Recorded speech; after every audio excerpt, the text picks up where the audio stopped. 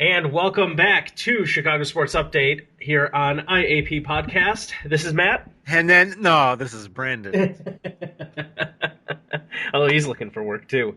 Let's see. Yes, we have Brandon back, and honestly, couldn't have come at a better time because, well, we got a lot to talk about specifically with not just WWE, which I know we'll catch up on here after we get through the main story. I shouldn't say main stories. The main sports, specifically the NFL, all the stuff that's been going on.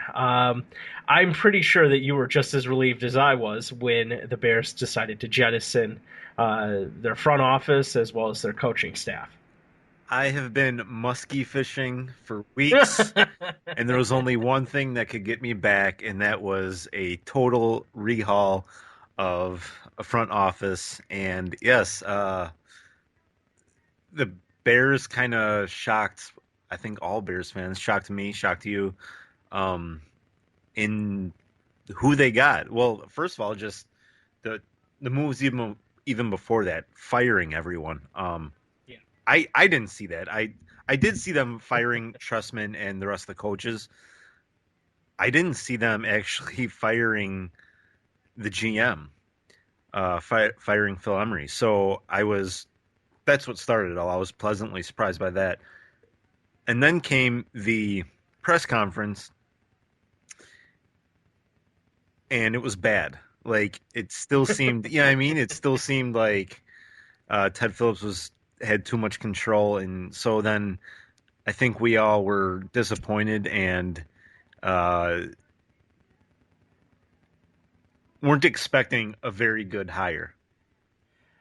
Yeah, I'm right there with you. We didn't know what the decision was. We didn't know how the decision was getting made, and unfortunately, I don't want to say. I guess unfortunately, George McCaskey, I guess figurehead owner of the Chicago Bears, ended up saying, "My mom's pissed off, and she's upset," and from there, it unfortunately kind of just spiraled downward to, uh, well, just this stupidity meatball. And honestly, they all took it hook, line, and sinker. And when I mean they, I mean the majority of the written media here in Chicago. And the fans, I thought it was awful. Oh, I hated it. I hated the whole, oh, my mom's mad. I couldn't stand it. Uh, I definitely thought it was, just feeding into the meatballs and whatever. I mean, she didn't say a thing. I guarantee you, she didn't. He probably didn't even talk to her. You know what I mean? But I think he did that for the fans, uh, to make it look like they care up in the front office, that Virginia actually cares. She doesn't even know what's going on. She doesn't care. She wasn't pissed off. She's moody because she's old. Because she's 80 years old. Yeah. Yeah, so that was kind of disappointing, and there wasn't any insight as to how things were going to go, and especially when they said, "Yeah, we're going to hire Ernie Accorsi, who is a very storied and successful individual in the world of football, of the NFL, and front offices, and just looking at different players within the game, and finding those players and talent evaluation and all those things that the Bears have really needed and lacked over the past decade or so." Uh, they had that, and they said, "No, no, no, it's all going to rest on us. I'm still making the decision." And I'm like, "You are just such an idiot." Honestly, it's like one step forward, two steps back, one step forward, one step back. I mean, they just have this perception of stagnation. Yeah. It definitely felt that way. And I don't know if you got to listen to Barry Rosner at all, like the day of that press conference. He Yes. was ripping them, and I felt the same way as as he did. So um, it was not looking good for a few days. No, it really wasn't, and it really wasn't looking good up until they decided they came out with they announced the hiring of Ryan Pace. There was some, I said it on here. I was projecting the fact that oh gosh, the knucklehead down from Kansas City who was once with the Bears was going to end up being the GM. Yeah, and I what was your reaction when you heard Ryan? I mean, I didn't really know much about him, so I wasn't upset. I knew I wasn't gonna really know the GM.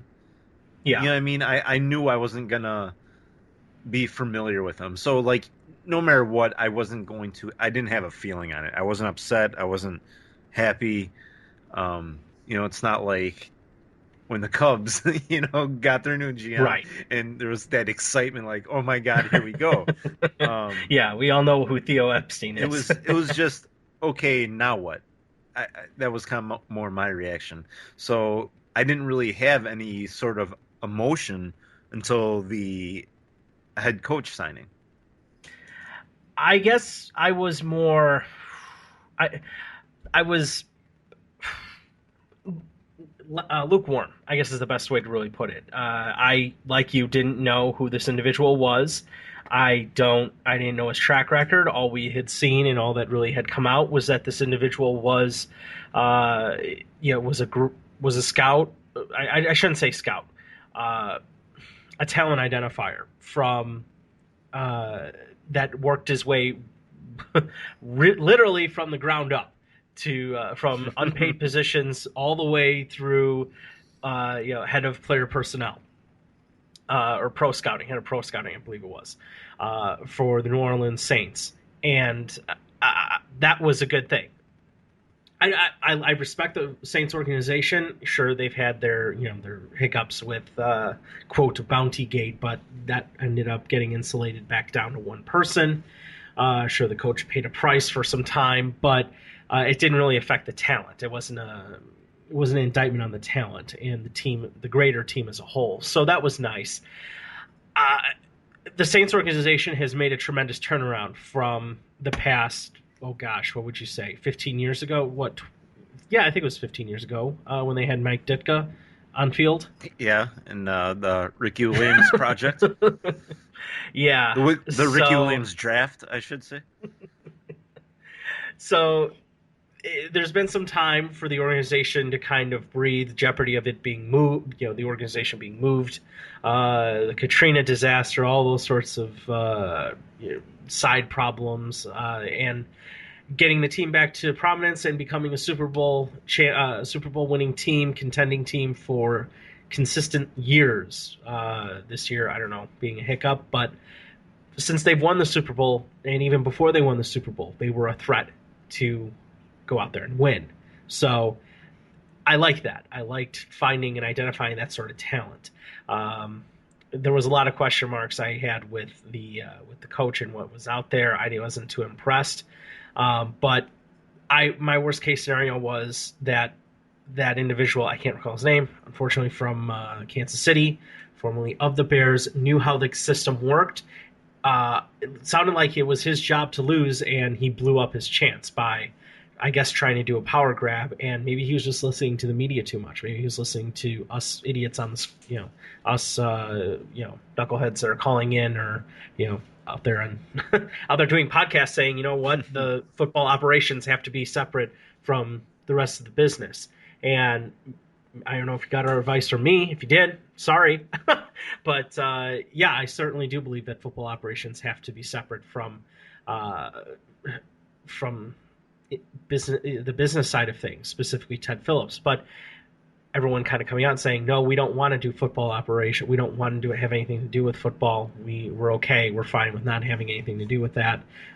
We give him complete trust to do so. And give him enough rope to hang himself. Just like we did with Phil Emery, and that was kind of that was a watershed moment when everyone's like, "Oh my God, Phil Emery literally did hang himself with that." I shouldn't say literally, figuratively. I was turning into statement here, but figuratively hung himself with the Bears and the moves that he was making. Yeah, but was Emery fired because of the talent on the team or the way he addressed the coaching situation? I think that's more of it. I mean, let's not forget last off season we were praising Phil Emery for the team that he is putting out on the field in 2014. We all thought he did one hell of a job. Um, Yeah, we turned out to be wrong. I, I don't know if we turned out. I think I think it was more the coaches, but because yeah, the coaches failed so bad, and he put the coaches in that position, and he did nothing to reprimand the coaches for the circus that became. He had to go too. I mean, he was part of the problem with that. But as I far as think the yeah. talent goes, I thought Emery, I was okay with it. I even said last year, if it doesn't work out, it wasn't for lack of effort. I thought he did everything right. I think the coaches got Emery fired. I agree. I certainly believe that. I don't think enough credit is going to Emery for this last draft class. I think there's probably, and this is the standard that we've come to expect. But I think there's at least three players that can come out of this past draft class that can be contributing pieces. Uh, Eagle Ferguson, Kyle Fuller, and oh gosh, I know there's somebody. I think Marquise Wilson was a previous draft pick, I believe. Yeah. I I so yes, better teams have more success in the draft consistently. They have those hitting on 4 or 5 picks or 6 picks because they end up accumulating a couple picks. That's fine, but uh, for the Bears organization, no, we've had to settle for one pick for a very very long time. It's like, oh, we got one. Okay, yay. Woohoo! Next, let's go do all that homework for next year. But I think there are some pieces that will come out of it. I think he was an adequate scout and individual and has that ability to identify talent. But the fact that he did not assume control when his management, super senior management, executive level management, gave him control to run the team, and he didn't do so. That I agree. The coaches got him fired. I think when everyone was looking at this situation, myself included, okay, an 8-8 team, I think they came back to 10 wins. I think they could go to 11 wins. We were talking about that. I was very much expecting playoffs, maybe even a chance to go to the Super Bowl. But what we didn't see coming is something that we've assumed for far too long, and that was Mark Trestman and his coach, just by being a head coach, has the ability to control the clubhouse. Mm-hmm. It had never been a problem before. And there was no control. No, it blew up. And I was really trying to not listen to the voices that are out there, and my instincts saying, you know what? I think Martellus Bennett fighting in training camp is a sign of things. I think Lance Briggs not being there is a sign of things. That was because I think every camp probably has fights. That Lance Briggs thing, man, I think that set the tone. And then piggybacking immediately on that, I think it was even at the same time, was Brandon Marshall going out to New York to do Inside the NFL. I'm like, okay, it is his time, and kind of giving them that trust of, well, no, they are professionals. They know what they have to do, to prepare. And oh gosh, it was open season on the coaching staff, and everyone took advantage. That locker room quit, and it got everybody fired. But that was a good thing. It turned out to be a good thing because the new head coach, and it's not that exciting of a, it's not something that makes Bears fans feel like it's Super Bowl or bust now, but it's so much better than what we've seen in the past, and it's stable, and I think that's the big thing. It's stable, and it's John Fox, Denver's now ex-head coach. It's stable. A previous head coach, which has never happened, been to 2 Super Bowls. I have no complaints. Honestly, I don't know why dissenting opinions are out there on John Fox. I don't know who you're looking for. Gary Kubiak chub you up in the